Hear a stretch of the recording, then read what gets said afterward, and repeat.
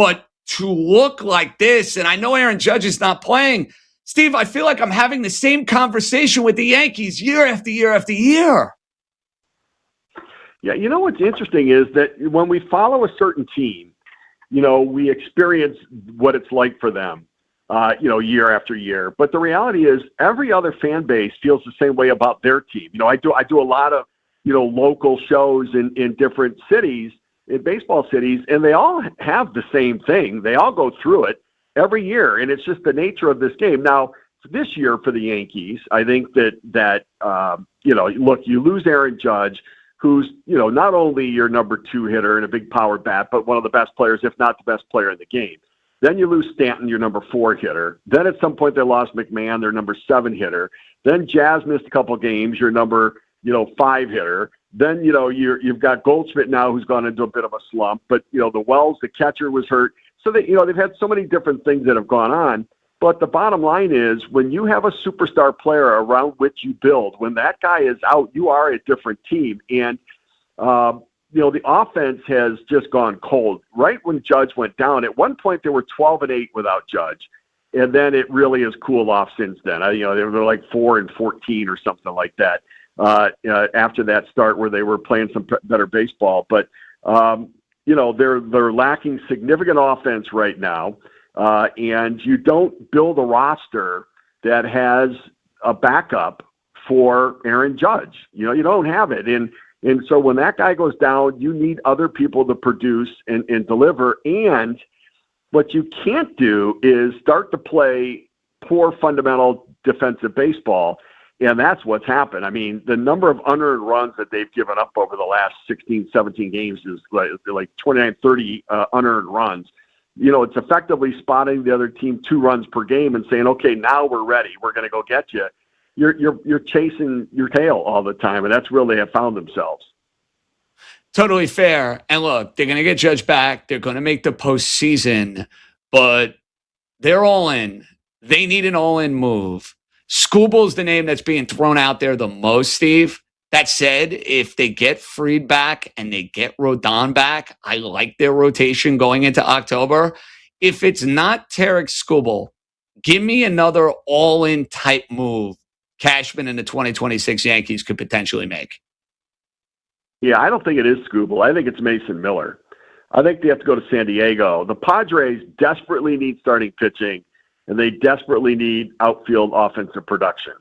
Okay, well, you've got, with Fried coming back, and at some point Clark Schmidt coming back, you're going to have Weathers and or Wells that could be moved, along with Dominguez and or Spencer Jones in a deal. And if you have to throw in Elmer Rodriguez, but if I can get Mason Miller at the end of the game and move everybody else up a spot, Bedard into the 8th inning, or Bednar into the 8th inning, and Duvall and others into the 7th, and Cruz into the 7th and 6th, then you protect your starting pitching. You can handle any matchup and situation. You've got a lockdown 9th inning guy, and you're not really hurting yourself in any significant way if you trade away those pieces, because you've got better pieces on your roster that aren't going to be a factor in the postseason.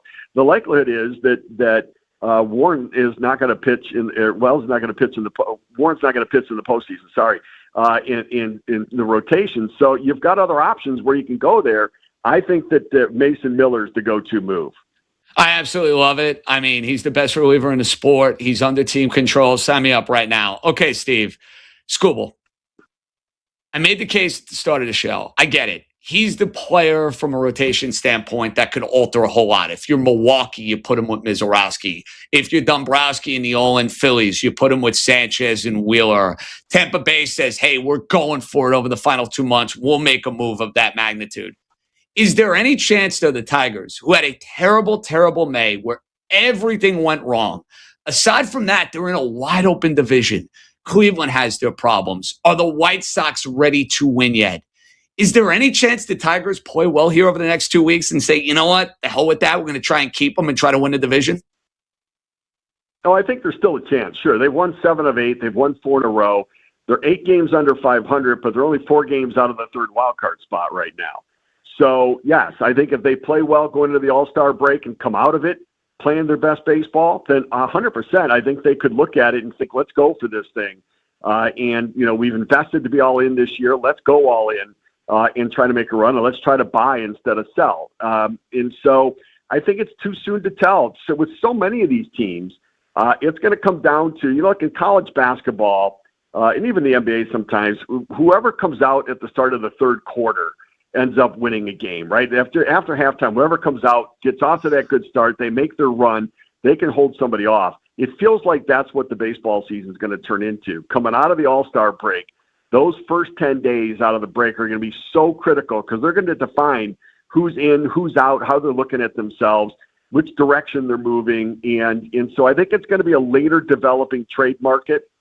There might be some teams that are obviously buyers and some teams who are obviously sellers that maybe they can match up. But if I'm a seller, I might wait a little bit just to be able to create some pressure and have some, because the demand should significantly outweigh the supply, which could mean the return, the price point will be more significant for the seller. And so I think that, I think Detroit certainly can be a buyer in the end and get back into this race. Steve Phillips, former GM. Check him out on SiriusXM, MLB Network Radio, of course, on the MLB Network. Steve, let's just live in a world, though, where Skubal gets dealt. Gut, Milwaukee, Philly, Dodgers. I don't see him with the Yankees. If he's moved, what do you think is the best fit? I think the Cubs. The Cubs really need to get some starting pitching. They're going to be a playoff team. But they have just not had the kind of starting pitching that they need. I think the Cubs could look. It's certainly a Dombrowski move in Philadelphia. It's, Dave loves stars. I could see him doing it.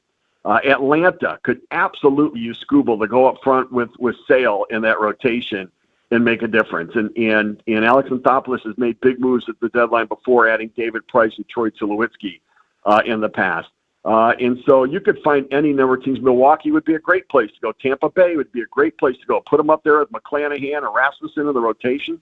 I think that they're going to be players in it. I do. I think Tampa Bay's going to get in. I think the Cubs, though, are the team that really needs to do it. I think Jed Hoyer really needs to make the big move for Skubal and to get that fan base re-engaged in a way that they believe in this team to make a run in the postseason. Steve, it's interesting. I thought the Red Sox a few weeks ago were like a surefire, guaranteed seller. They swept the Yankees, and they've been really, really good the last few weeks. Their pitching has been outstanding. I know you mentioned some of these sellers are going to wait as long as possible, deadline a little later this year. Has the calculus changed at all in Boston or not necessarily? I don't think so, because it's not only that sure they're playing better, but how many teams are in front of them still? And how many teams will they have to jump in order to get to a playoff spot? So as it stands now, I would expect them to sell. Now, again, if they get really hot and rattle off 10 out of 12, then maybe that changes the dynamic a little bit. But I'm with you. Their starting pitching's been good. They've started to get the Sigler kid and Caleb Durbin at third have started to give them some offensive production there. But I just don't see enough offense from them, enough power from them to be able to get it going. And so I think that in the long run, I think they're going to be on the outside looking in and likely making the deal to be a seller. Steve, I'm in New York. The Mets have been an absolute disaster on so many different fronts, on so many different levels. They fired their manager a couple of weeks ago, and they're one of the obvious. They're going to be sellers, whether it's Freddie Peralta, the arms in the bullpen, Robert when he comes back. But there's a bigger picture conversation. I've been spending a lot of time on it. This whole dynamic between Soto and Lindor. Is it to a point where the Mets have got to have a conversation with Francisco Lindor, or is that totally overblown? Because, there's also an argument to be made that, hey, if you have better dynamics within your clubhouse and you bring in veterans that could kind of get those guys to come together. I mean, you've been running teams. I'm sure you could find guys in clubhouses that don't like one another, but if they're performing and you're winning, it's not nearly as big a story. Is the Lindor-Soto dynamic to a point where the Mets have got to say enough is enough? Well, I think I guess they've tried to address it, but this would be a major priority for me. That the reality is, I'm not trading Soto. It's an immovable contract, and I don't think that Lindor is probably a movable contract right now. So we're sort of stuck together, and winning cures all ills, right? That if you start to win, you can figure it out. Their issue is not chemistry on this team. It's talent. They're not a good enough team to be able to win. And so certainly you can get more out of a lesser team when guys are pulling together, rowing in the same direction, but you're not going to turn it into a playoff team. And so they're a bit of a mess on the roster that needs to be reconfigured. In the meantime, enough is enough of this nonsense. Like, if somebody kept making a big deal out of me having a problem with somebody else, at some point I'd sit down, listen, we got to try to find a way to make this work. Now, it doesn't mean you're not going to ever run in again. Look, Bobby Valentine and I did not always see eye to eye when he was the manager and I was the general manager, but we would always find ways to regroup and try to, start over again in the relationship and start to build. And if something would happen, and we'd have to start to go over again. But you've got to find a commitment to do that, because you understand that it's in the best interest of the team for everybody to be locked in step with each other. So, they're proud guys, and, maybe one guy doesn't want to be the one who sort of kowtows to the other, but at some point they've got to find a way to coexist. And if it has to be forced, I would force it from the top, from ownership, from the front office, from the manager, but it's got to happen. Steve, final one. National League, you know the deal. Dodgers going for the three-peat, trying to do it for the first time since the Yankees, 98, 99, 2000. They're even money to go and win the National League. Milwaukee with the Miz, they're the second favorite. Then you got the Braves and the Phillies. I look at the Phillies, and I know they lost to the Dodgers in 4 games last year. You got all those future Hall of Famers in the lineup. Schwarber, Harper, Marsh is having a monster year. You got the 1-2 punch of Sanchez and Wheeler.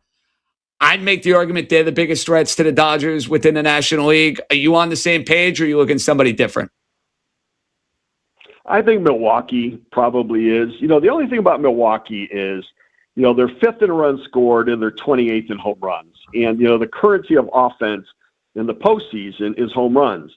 The number of times that the Brewers put up a crooked number in an inning offensively and don't hit a home run, it's unbelievable how they're able to do it. They find ways to link hits together in innings that other teams don't. Like, for another team, it's a bloop and a bomb, and you get a crooked number up, right? You get a 2 spot up on the scoreboard. For the Brewers, it's 4 singles, and guys taking extra bases and advancing on an out, and sometimes in the playoffs, it's hard to get 4 singles when you're facing some of those pitchers. Now, they do have some power this year. I mean, Churio and Yelich can swing, and Bowers has had some power. William Contreras has hit some home runs, but they could probably use a power bat in the mix and another pitcher. But I like their bullpen. I like their manager. I think that probably Milwaukee is the biggest threat. But I'm with you on Philadelphia. I keep wondering if something's missing in that group, and we'll see what Dave Dombrowski brings in at the deadline. And I think Atlanta is also a team that if they could add a starting pitcher at the front, they could become a much scarier team too, because Sale's a tough matchup for anybody. And if you get another ace, they get a Skubal, that could make a tremendous difference for them. It's going to be a whole lot of fun. Steve, I'm just a sucker for the Mattingly narrative, though, man. I can't get enough. The guy never thought he'd manage again. His son's in the front office. Now he's got this loaded, fun team in Philadelphia. I can't get enough of this, man. Donnie Baseball's back. Yeah, it's a great story. And he's such a good guy. I haven't gotten to know him over the years. And, he was going to be done, and he was going to stay home with his younger son. And then his son called and asked if he wanted to coach, and he did. Next thing you know, he's managing. And it's not because Don Mattingly's a better manager than Rob Thompson. Because oftentimes when you change managers, you go from the even keel, steady guy to the more abrupt guy, right? You go to a Dallas Green or a Lou Piniella. But, Don Mattingly's demeanor is much like Rob Thompson. He's more understated. It's just the team woke up a little bit under Donnie Baseball. But I'm so happy for him and for Preston. What a nice dynamic for their relationship, because that's always dicey, man. The marriage is nice and the storyline's great, but what if you have to fire your dad? How do you manage that one with it? And, and then many of us are thinking to ourselves, that wouldn't be the worst thing to have to do. To be able to be in a spot we get to fire our father along the way. So it'll be interesting to see how it plays out, but it is one of the best storylines of the year.